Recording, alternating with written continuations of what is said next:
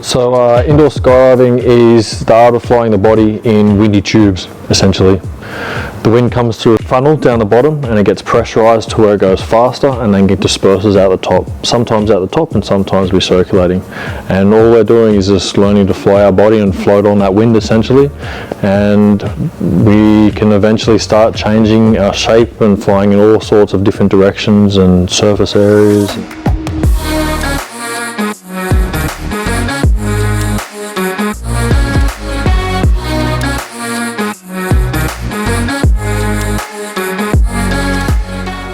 James Garner. I started skydiving in 2016, but probably didn't actively start coming to the tunnel till maybe 2018 or so.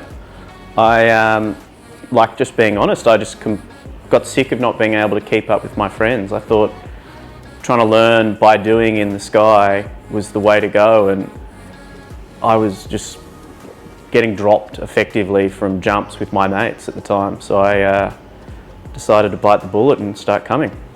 A bunch of drills for this one then. So a bunch of just layouts next to each other, layouts following. Yep. In face, working on those level changes and stuff like this. Yep. Have you done heaps of level changes or not too much? Yeah, I can do level changes in face is fine. I'll do a bunch where I'm just looking as well, so I can just stand outside and I see you doing the drills. Yep. And then I'll get in and lead them as well. First one is probably just going to be testing, seeing how they fly and all that, and then we will go from there.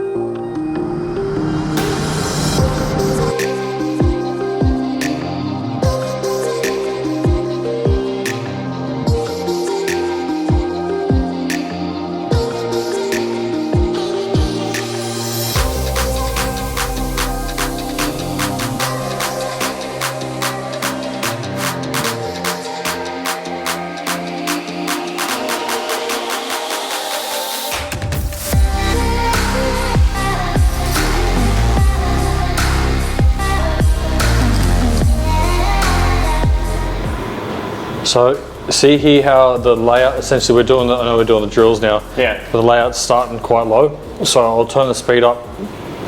And what you want to do, rather than trying to bend the legs low, you want to think about staying on the belly till you're up high, then doing the transition high. So see, I'm on the belly, and then I start my rotation down around here. My arms don't really need to move too much. They just stay at this angle. So what, you sort of get into your belly, use the initial drive from your dive when you transfer that across, and then just stay on your belly till you start popping up. Yep, so what happens a lot of the time if I draw the tunnel on the wall, so rather than thinking about having the body position on the belly, thinking about this part going up and over, because we're at say 85% and it's pretty much, it's very, very, very, very difficult to stay on the net here at 85. So rather than trying to fight the urge of going up, we accept the urge of going up. So now we don't have to add tension to go up and over because we're going to go up anyway. And rather than trying to push this part here up to get it more and more lift, we're going anyway, so we want to push this part down. So by doing that, we've dived down, we have less surface area, we've come down, we're on the belly. Naturally we're going to start going up already, so we can kind of anchor this down just slightly to change that pitch, because if we're at this pitch, it's going to want to push us backwards. So if we're kind of just patient and we just slightly do this ever so slightly, it's going to take us up, it's going to start allowing us to go backwards, and then when we want to go back more, rather than trying to push this up over, we push this part down, and that then allows us to drop into it. So it feels more like a drop in a slippery dip rather than up and then a catch.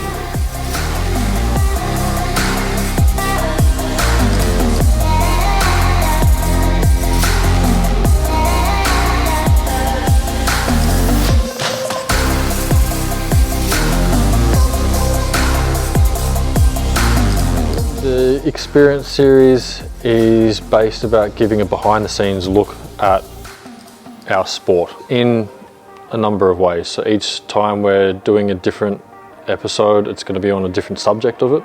So the first one was on the free fly camp Downunder Dynamics that I held down in the Gambia, and this one's on the tunnel camp that I've held here at IFly Downunder. So the goal for this one is to show a bit more of an insight into tunnel flying, our sport itself, a camp which I'm hosting, so the way we kind of teach and our students and the type of people that do it, and you get to see an interaction with them, why they do it. A bit of a look into the intricacies, the little intricacies of our sport that might not be known by the majority. So what you're thinking about is surface area of the body, what's presented. Yeah. Okay, so you want to be presenting some sort of surface area. You want to be able to present that evenly. If this leg here, because that's the body, if this leg becomes like that, then this section here is in the burble. Okay, you can see if that's the body straight down. So you need to have this so it's wind's hitting here and it's always kind of exposed to the wind. Same if this one comes in, okay, there's not much surface area there. So the reason I say this is you can actually feel this. So I don't want you to think of positions. Yeah, and I think that's what I've been, the last couple of flights, I can kind of feel the air a little, and I wasn't focusing too much on like doing this, doing that, it's kind of flying and it felt all right. So you'll always be able to feel it. It's going to be a bit more tension on the front leg, but think about, like if you see me saying this, feeling, it means feel the wind. Yeah, think about that sensation. Think about it. Can you feel the wind on the front? Can you feel it on here? With that, I can tell you, yep, your leg's in a good spot. And when I tell you leg's in a good spot, that's your turn to then memorize and visualize that feeling and make that feeling, okay, that is the good feeling. That's what I need to search for. So when something happens, you're not trying to go, ah, shit, and putting your leg back and thinking about the position. You're thinking about the feeling. Where's that feeling? And you might have to not add tension. You might have to release tension.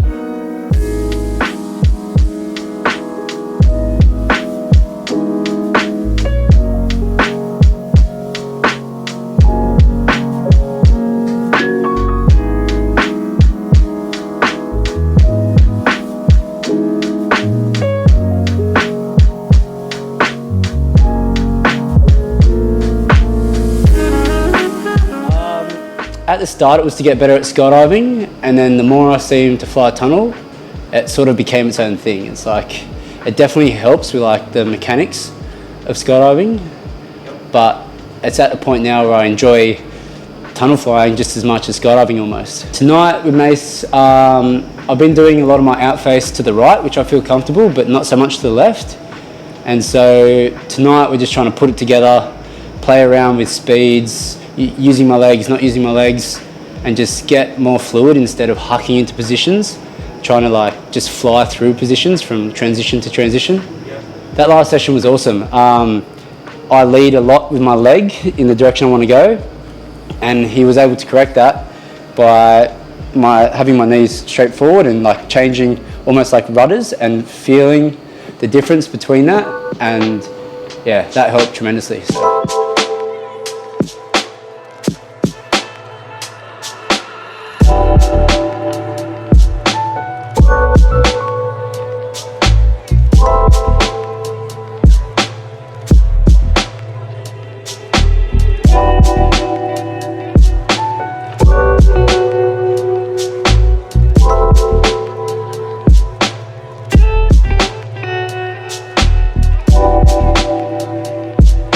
Good. That was fun, eh? Yeah, really good.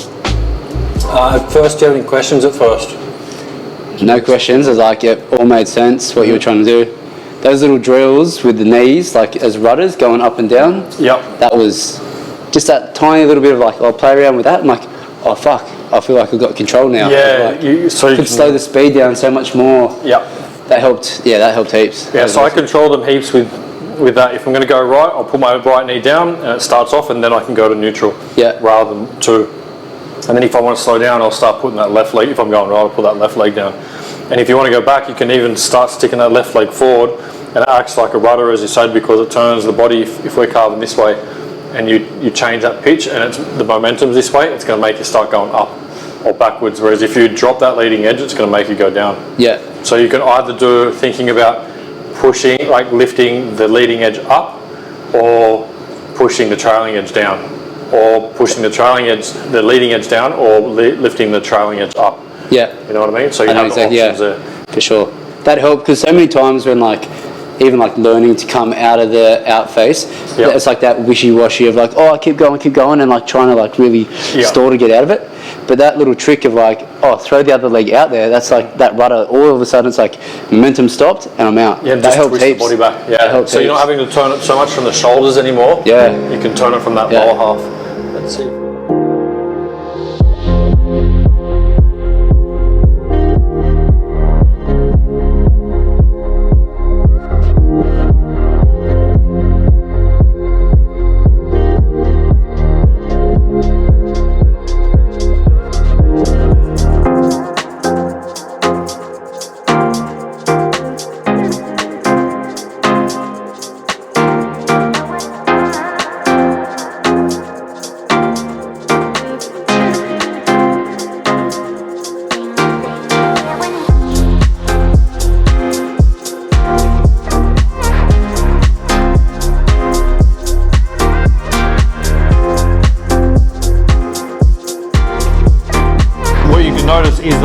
arm position is pretty much the same the whole way, even when we're here. And because you're pushing straight away, off you go. You need to have that pressure on the opposite side.